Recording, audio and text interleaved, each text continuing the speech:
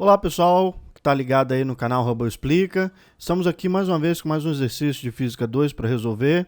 Agora um exercício do capítulo 12, de equilíbrio. Vamos lá. Na figura 12.40, um alpinista se apoia com as mãos em uma encosta vertical coberta de gelo cujo atrito é desprezível. Então as mãos dele aí estão na parte com gelo e com atrito desprezível. A distância A é igual a 0,914 metros, A está aqui, a distância L está aqui também, que ele dá, né, que é a altura do cara com as mãos esticadas. E aí ele diz o seguinte: o centro de massa do alpinista está a uma distância de 0,940 metros do ponto de contato entre os pés do alpinista e uma plataforma horizontal na rocha. Essa distância aqui, ó. Essa distância aqui te dá exatamente a distância do centro de massa até o ponto de contato aqui. Vamos lá. Se o alpinista está na iminência de escorregar, ou seja, se a força de atrito estática entre os pés e a base é máxima, aí ele pergunta o seguinte: qual é o coeficiente de atrito estático entre os pés e a rocha?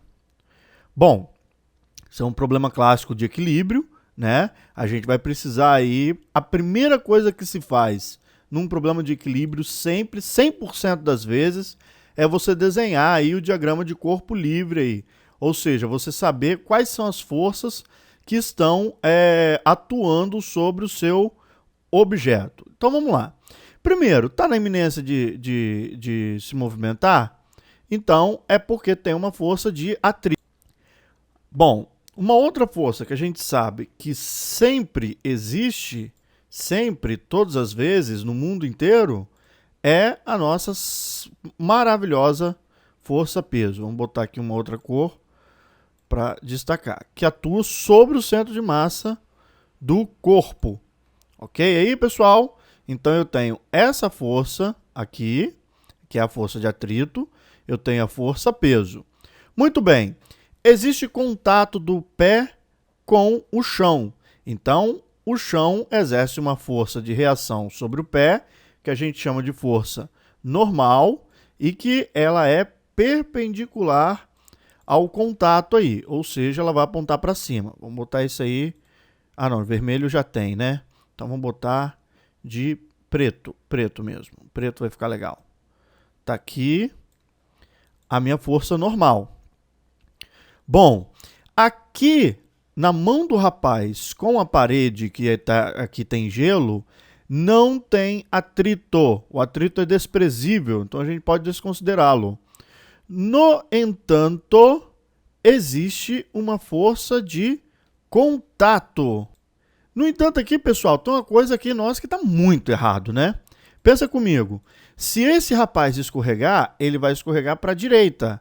Como ele vai escorregar para a direita, esse atrito aqui, ele tem que estar apontando para a esquerda. Olha o vacilo aí. O jacaré engole se a gente ficar dando esses mole aí, hein? Não pode, não.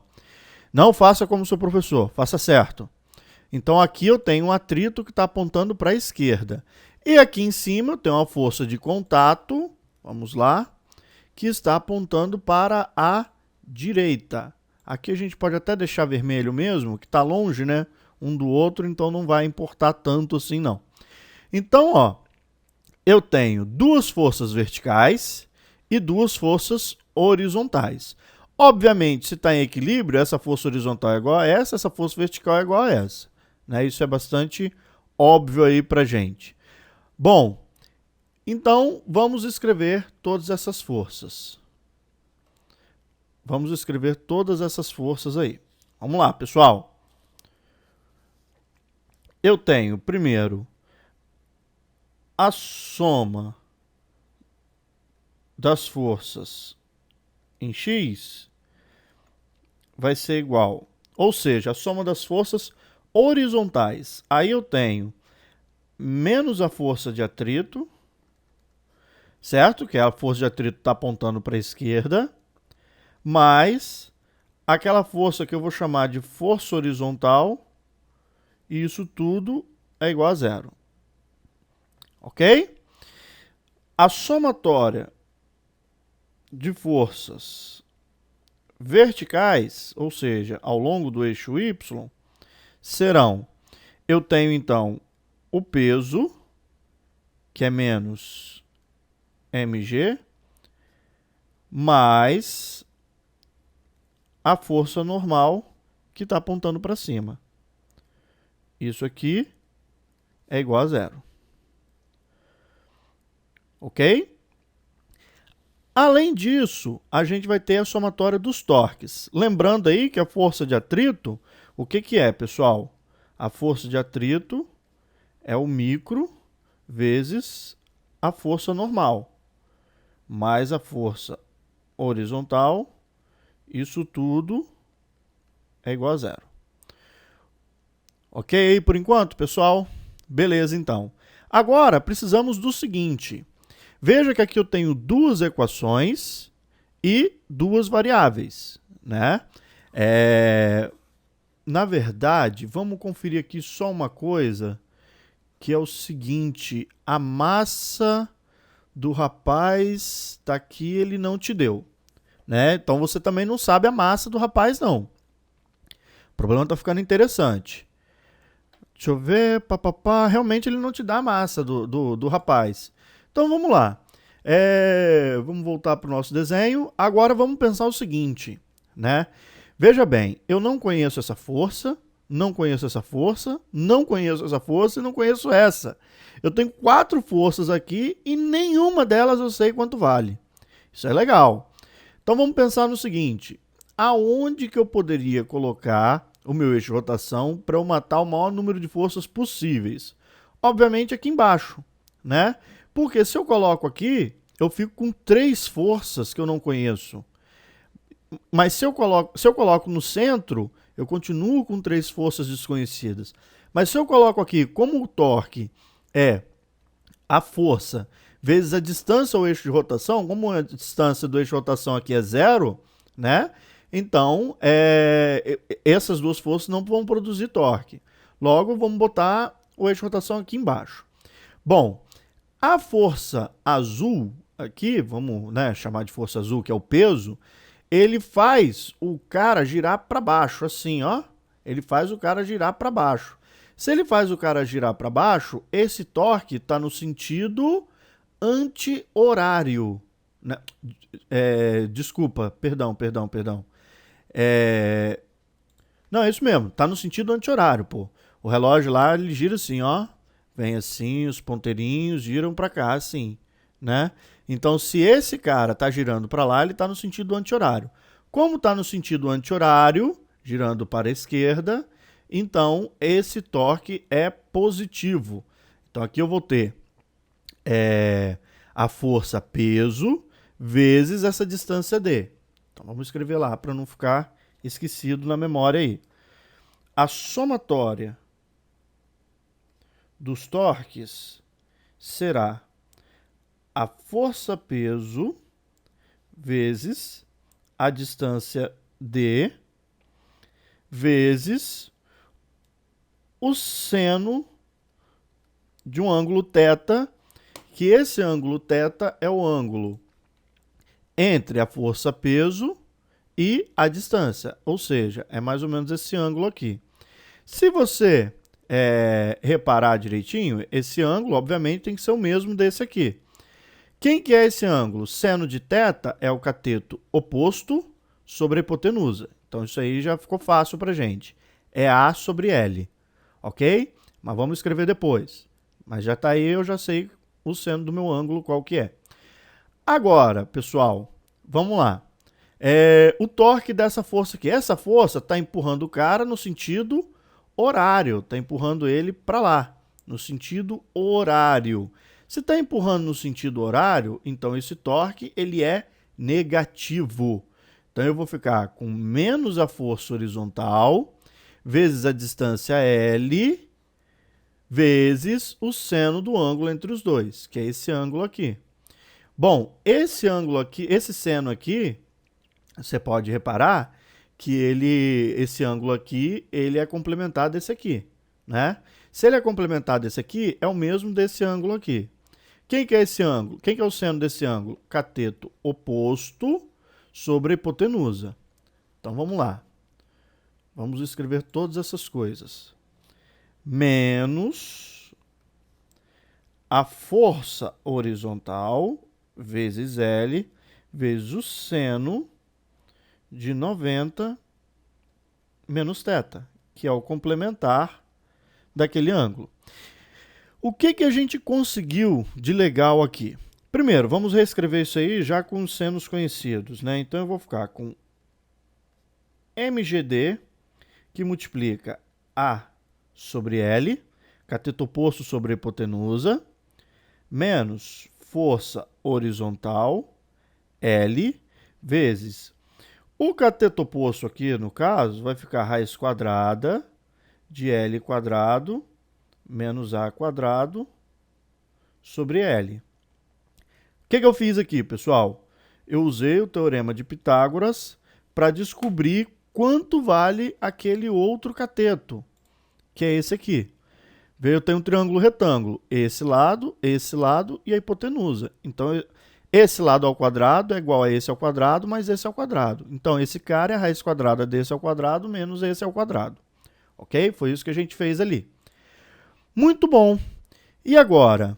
Agora, você tem a seguinte situação. Você colocou uma força em função da outra, né?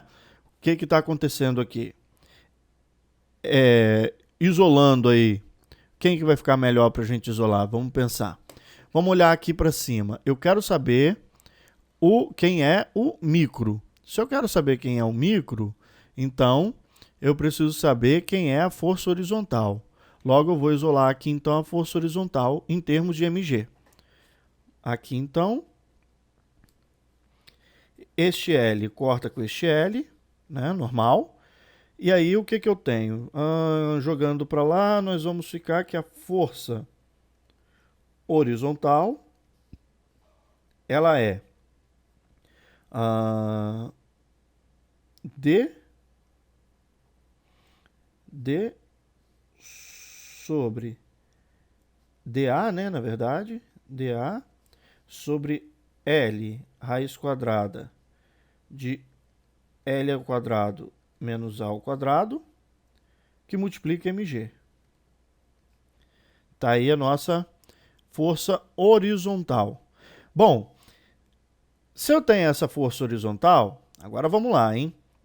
Vamos voltar aqui em cima, mas vamos trocar a cor para poder chamar a atenção. Vamos voltar aqui em cima.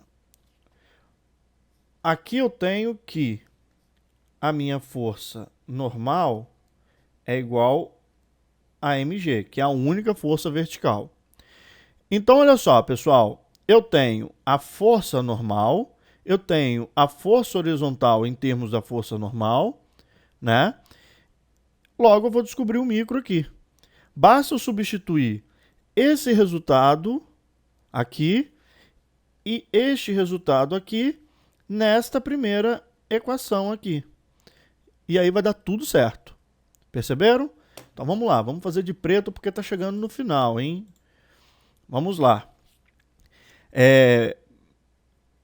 Jogando menos μ vezes a força normal para o outro lado, né, só para ficar bonitinho, então eu vou ficar com μ vezes a força normal, mas a força normal é mg. Então eu vou ficar com μ que multiplica mg é igual, vamos voltar lá em cima,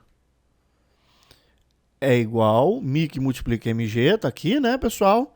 É igual a força horizontal. A força horizontal a gente acabou de escrever. Então, μ vezes mg é igual a d vezes a sobre L que multiplica a raiz quadrada de L ao quadrado menos A ao quadrado vezes mg. Este mg corta com este mg, né? E aí, então, a gente chega à brilhante conclusão que o nosso micro é d vezes a sobre L que multiplica a raiz quadrada de L ao quadrado menos A ao quadrado. Está aí o nosso micro. Quer saber quanto dá numérico? Ué, então vamos lá, vamos só fazer a conta. Tem muita vírgula, eu sei, mas não tem problema não. A gente faz aqui. Vamos lá, pessoal. Como eu tenho aqui a cola do meu lado, eu vou fazendo a continha aqui e vocês vão acompanhando aí no que vocês estão anotando, com certeza, no caderninho de vocês. Então eu vou ficar com D vezes A. D vezes A é 0,940 vezes A, que é 0,914, dividido por L. L é 2,10. 2,10 é um número mágico no livro do Halliday, né? Aparece o tempo todo. Dividido de novo, só que agora eu vou abrir parênteses, porque é 2,10 ao quadrado menos 0,914 ao quadrado. Ai, caramba. Bom. Aí eu coloco aqui elevado a 0,5 que está dentro da raiz. Eu tinha esquecido de colocar a raiz. Essa é a sua resposta. 0,216. Como o micro é adimensional, então a gente sabe que não tem unidade isso aí. Logo, então, o nosso Mi é 0,216. Ok, pessoal? Não deixe de dar o like aí no vídeo, né? Deixe os seus comentários, faça suas perguntas, que estamos sempre às ordens. Até a próxima.